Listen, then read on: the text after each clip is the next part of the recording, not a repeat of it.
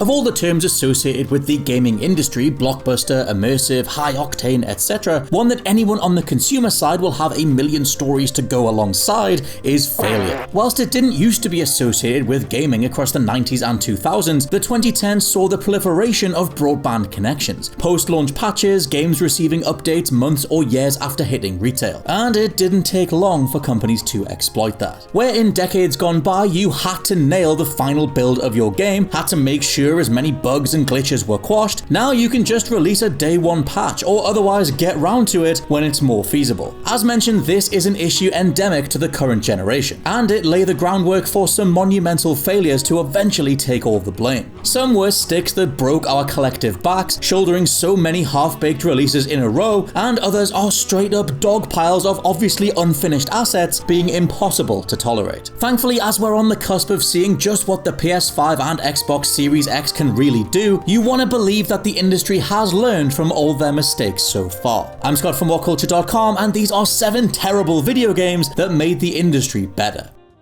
Number 7, No Man's Sky. More considerate marketing from AAA studios. No Man's Sky represents the most carried away we all got with expectations and hype for a game this generation. The behind closed doors gameplay demos being reported as mind-blowing and jaw-dropping. The faked talk show segments showing a build of the game clearly unrepresentative of what we'd play. The fact that even on the week of launch, not even Hello Games knew exactly what No Man's Sky was or was supposed to be. No Man's Sky as a game had morphed from the wondrous 13-person dev team experiment it started out as into an E3 dominating beast of unachievable expectations. Literally nothing could have lived up to what No Man's Sky had become in a pop culture sense, and that's the point in retrospect. Sony quickly distanced themselves from the damage, essentially saying that the advertising and marketing deals they'd offered Hello Games weren't evidence of wrongdoing because creative lead Sean Murray had agreed to them. I mean, that avoids the fact that Sony personally vet everything they're gonna sell on their storefronts, but regardless of blame, we all had to learn from this. Since No Man's Sky, there's been a cap on expectation, a drilling down on concept trailers, redefinitions of gameplay, and a narrowing of the gap between pre-release footage and what you're buying. The 2000s worst example was Sony faking Killzone 2's gameplay, and all it took for truth to be desired even more were some of the biggest lies in gaming history. Number 6, Star Wars Battlefront 2, the end of predatory microtransactions. It took a long time for microtransactions to hit absolute rock bottom. You had a practice where game makers of various roles realized they could insert microtransactions into almost any part of a game and someone out there would pay. Skins and cosmetics, for the most part, especially if they're in a free game, blind boxes that may or may not have the item you need, less cool. Annoying, to be honest. Straight up grind fests where the game is purposefully designed to waste your time until you give in and buy the solution instead, that was the tipping point. Ubisoft's For Honor was one of the first titles with an insidious grind at heart, promptly taken to task by its fanbase. Middle-earth Shadow of War was another, as the endgame became entirely reliant on orc loot boxes to actually finish. Then Star Wars Battlefront 2 came along. All of these in 2017, by the way, and we'd had enough. Simply due to the predatory nature of paying to remove a game's grind, paired with none other than the all-ages Star Wars branding, EA's latest was labelled, and I quote, a Star Wars-themed online casino designed to lure kids, according to a Hawaiian politician, Chris Lee. From here, things only blew up further, but everything finally changed. Battlefront 2 overhauled its design, as did For Honor and Shadow of War. Various legal restrictions are now in place, dependent on country, to disclose things like drop rates for loot boxes or to force on-box mentions of the microtransaction systems within. Microtransactions themselves are obviously still in many titles, but consumers finally have the power to flag them in a public forum, gathering enough momentum for things to be amended immediately. 2017 was the worst of it, and thankfully we haven't seen anything quite so bad since.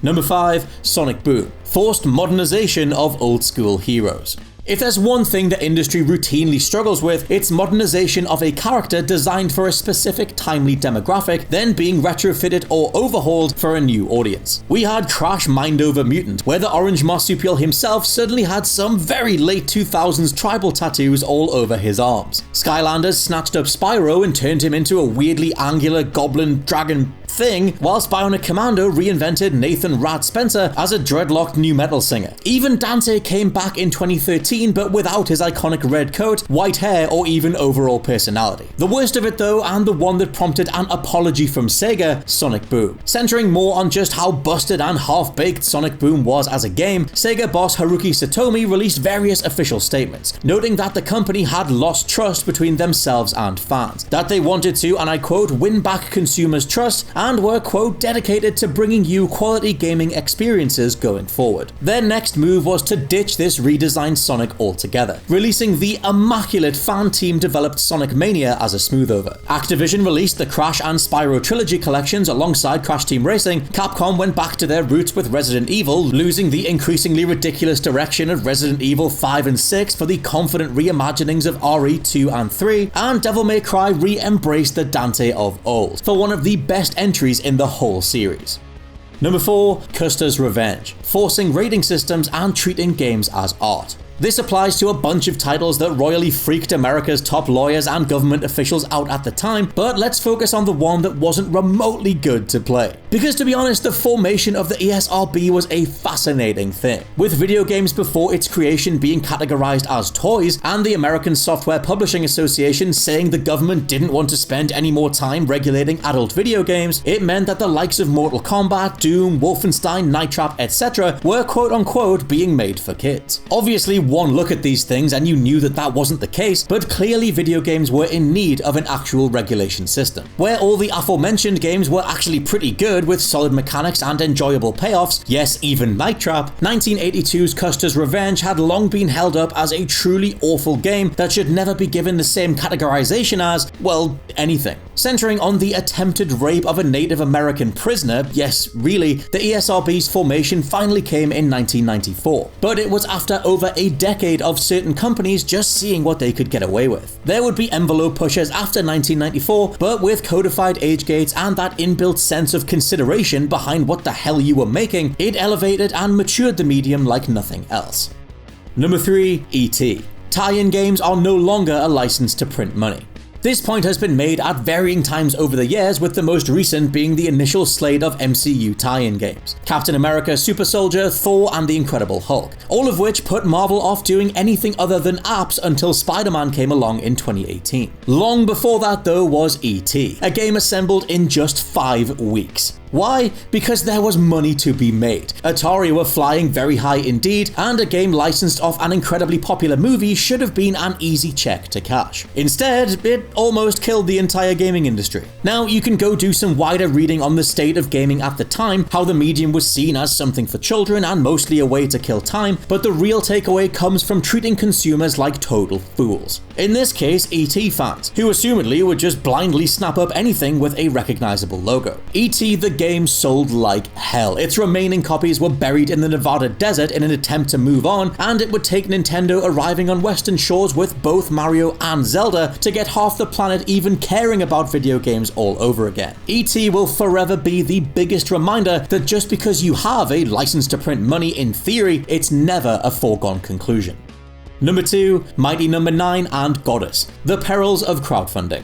For a little while in the late 2010s, it felt like crowdfunding was the way to get a game off the ground, especially if the AAA side of things wasn't working. Thankfully, over time, we've seen the indie circuit become so much more advanced. Things like the Unreal Engine going free, initiatives like EA Play or UbiArt all help break the perception that indie games equals side-scrolling pixel platformer. Back to crowdfunding though, and there are some horrendous cases of creatives not living up to their end of the bargain. Peter Molyneux's GODUS amassed over $500,000 in funds, only for the final result to barely be worth a fraction of that. KJ Inafune's Mighty Number 9, aiming to be the traditional Mega Man that Capcom would no longer do, only fell flat on its face, misusing funds to add features that backers didn't need or request, resulting in a very shabby final product. There's also the complete travesty that was the Ouya, and other examples like Star Citizen, which, while still in production, was supposed to release back in 2015. That game has gathered over $228 million in funding, with nothing for anybody in return. AAA devs have certainly tried our patience this generation, relying on the same formulae over and over, but crowdfunding is not a one-size-fits-all saving grace that you can just throw some money at.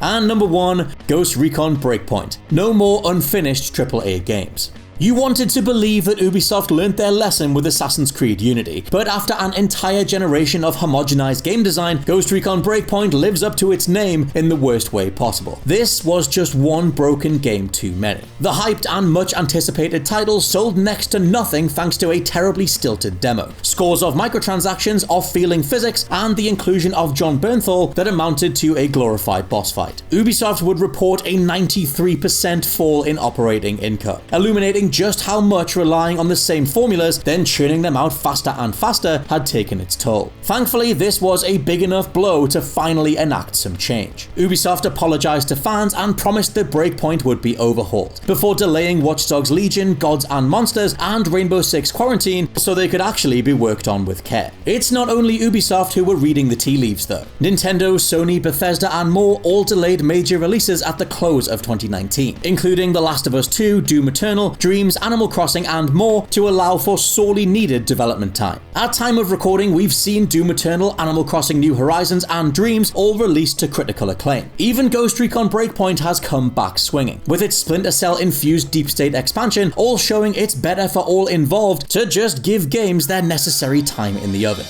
And those are just 7 terrible video games that ended up making the industry better than ever. Let me know some absolute stinkers down in the comments that the industry seemed to learn from, and please check out the WhatCulture Gaming Podcast. For now, I've been Scott from WhatCulture.com, and I'll catch you soon.